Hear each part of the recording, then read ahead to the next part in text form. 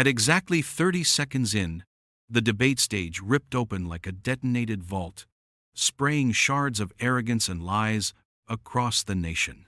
Donald Trump had swaggered forward with his usual smirk, boasting of deals worth $500 million, of promises he claimed were delivered, while beneath the lights his words shattered like glass. Families who had lost jobs, savings, and homes because of his false assurances sat in the audience clutching photographs of what they had lost. Was this the night when the curtain would finally be pulled back and the cost of deception exposed? The room itself seemed alive with menace. The ceiling lights did not shine but burned like interrogation lamps. The walls leaned in as though they were hungry for confession, whispering secrets of every past speech and every broken promise. The air bled tension, heavy and metallic, filling lungs like smoke from a building still smoldering after collapse. Cameras hummed, not like machines, but like predators circling prey, eager to transmit every falter, every slip, every truth that could no longer be buried. Barack Obama stood at her podium with a stillness that was more terrifying than rage. Her calm was surgical, her breathing measured like a scalpel poised above soft flesh. She did not raise her voice when Trump hurled his opening barrage, insisting he alone had rebuilt America's wealth. She simply blinked, allowed the silence to fester, and let the audience taste its edges. Silence with fangs, silence with teeth. Then she leaned forward, hands resting lightly on a folder thick with documents that seemed to pulse against the wood. Trump's confidence spilled into arrogance. He claimed that under his leadership, 500,000 jobs had returned, that factories were roaring back, that the numbers proved him invincible. He repeated it 3 times, as if chanting could turn fiction into stone. But the crowd shifted uneasily, sensing the trap tightening, smelling the blood in the water. The screens behind the stage displayed his claims in bold letters, but beneath them flashed small notes of fact-check warnings, like silent sirens awaiting ignition. Obama's eyes were steady, unflinching. She touched the folder but did not open it yet. Instead, she spoke in a voice so even it sliced through the hall. Truth doesn't need your permission to exist. The words landed like a blade across marble, cold, final, undeniable. Murmurs spread through the audience. Some clutched their phones, thumbs already racing across glass to share the line, to turn it into the opening shot of the night. Trump shifted, nostrils flaring. He raised his chin higher, trying to drown the moment with bluster, but the stage no longer obeyed him. The lights grew harsher, cutting shadows across his face. The floorboards groaned under his pacing as though refusing to carry his weight. The room had taken sides, and it was not with him. Every breath the audience took now was in anticipation of the first strike. The folder at Obama's fingertips was no longer paper, but a living threat, waiting to bleed truth into the air. What dollar figure would spill out first? What shattered family story would pierce the illusion? The silence had not even settled when Obama slid the folder forward, the soft scrape of cardboard on wood louder than any insult Trump had thrown. She opened it with surgical care, and the paper inside seemed to exhale as if it had been locked away for too long.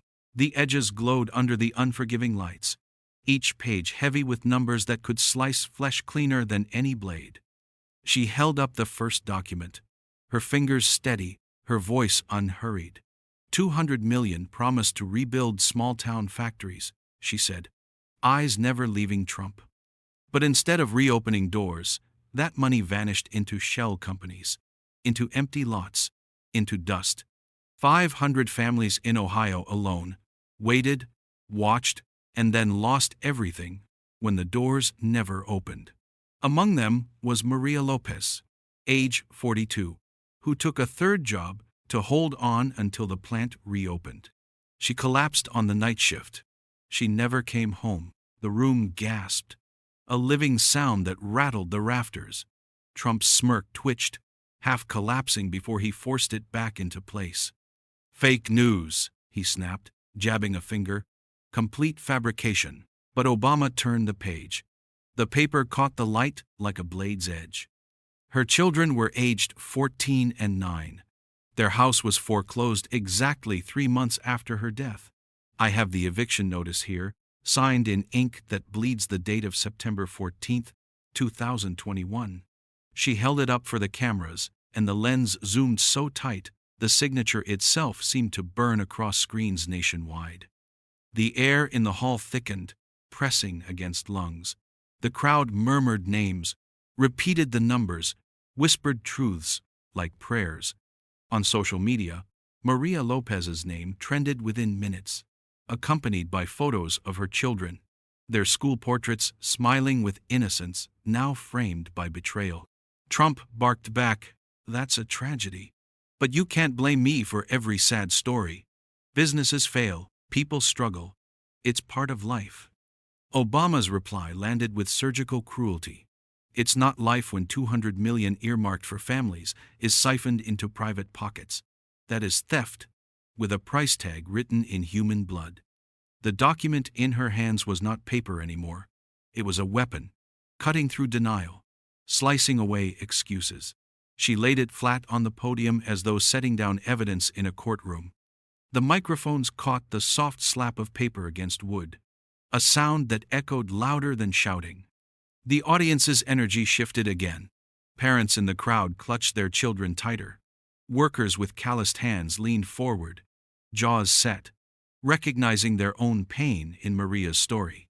Elderly viewers at home wiped tears, muttering to their spouses that at last someone was naming names, dates, amount. Trump's chest heaved now.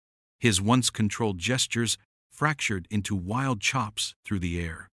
He pointed, sneered, raised his voice louder and louder, but each decibel only made Obama's stillness more terrifying.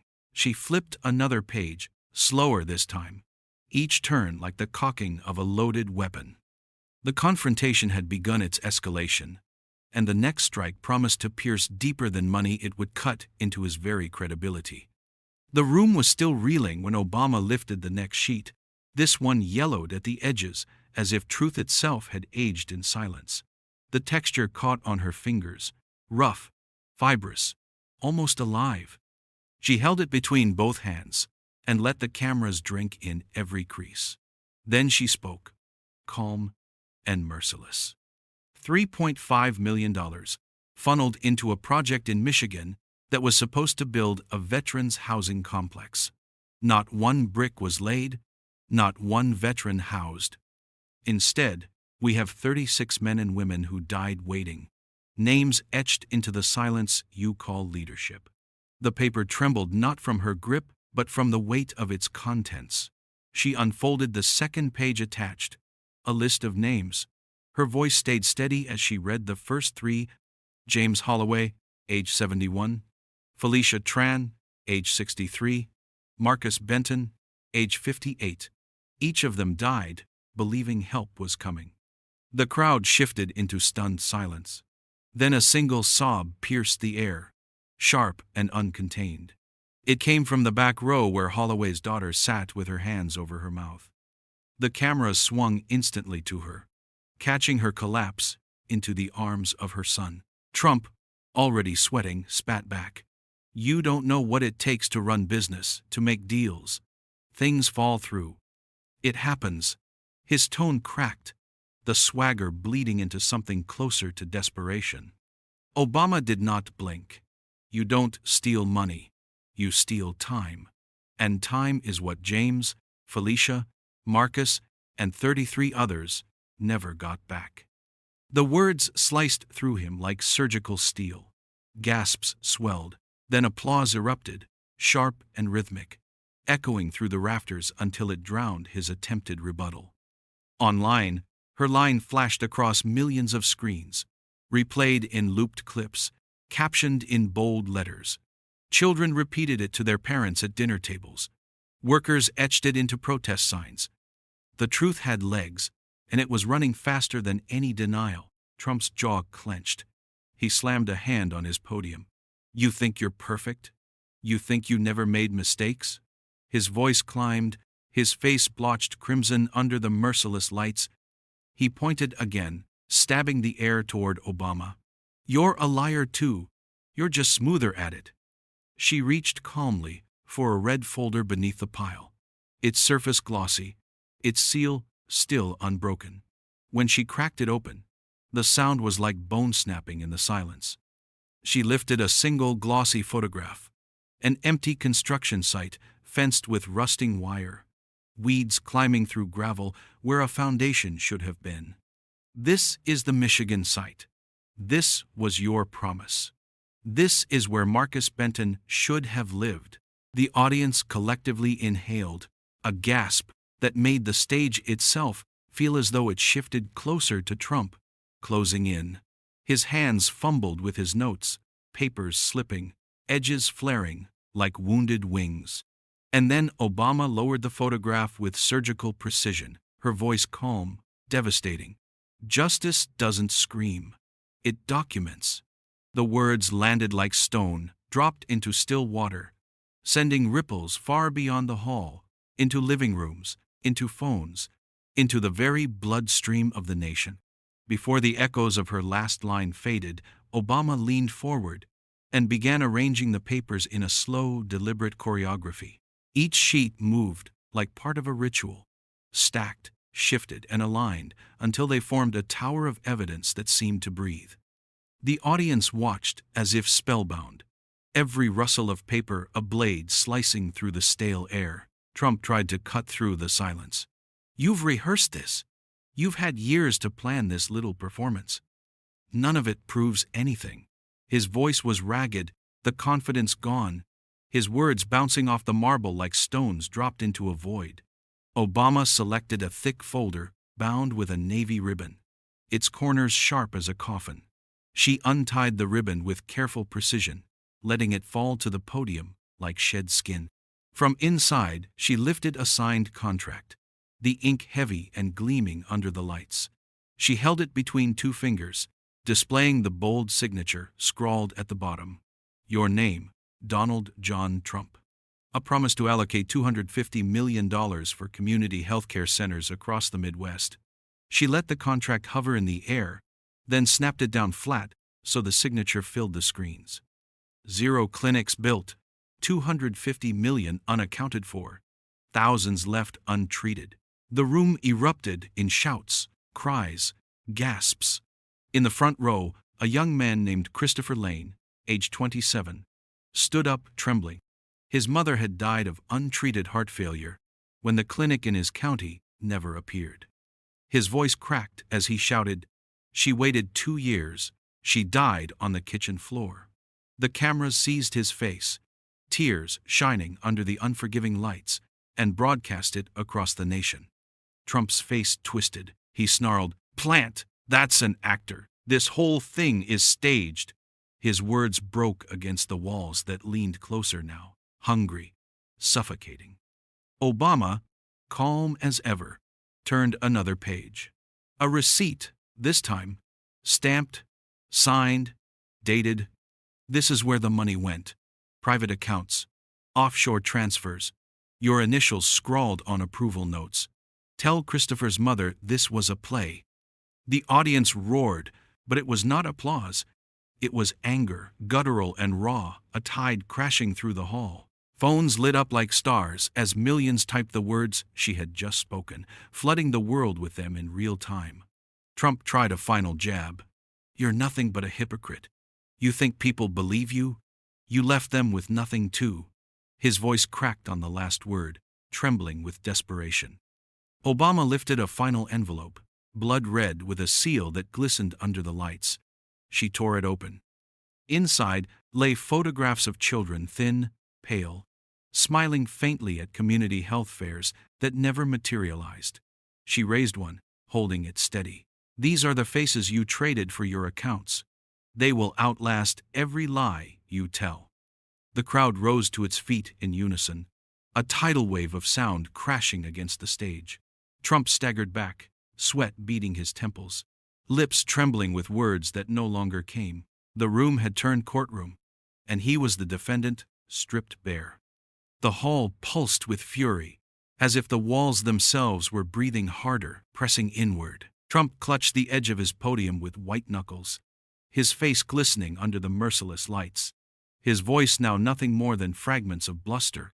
Lies, fake, set up, he muttered, each word collapsing under its own weakness. Obama did not answer immediately.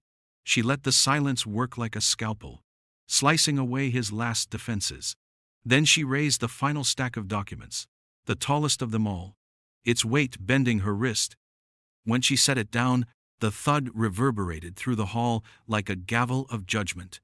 "This is the ledger," she said, voice steady as stone. $1 billion funneled away from public programs. Money meant for schools, clinics, factories, housing. $1 billion siphoned into your empire, while families like the Lanes, the Bentons, the Lopezes paid the price. She flipped the pages in slow sequence, each turn echoing like the snap of a whip. Names, dates, transfers. Each line bled numbers that told a story of theft. Each number carried the shadow of a family destroyed. On the screens, names scrolled faster than the audience could read. Maria Lopez, Marcus Benton, Felicia Tran, Christopher Lane's mother. Then hundreds more. The hall filled with their ghosts, not imagined, but documented. Trump pounded his fist on the podium, his voice breaking entirely. "This is persecution.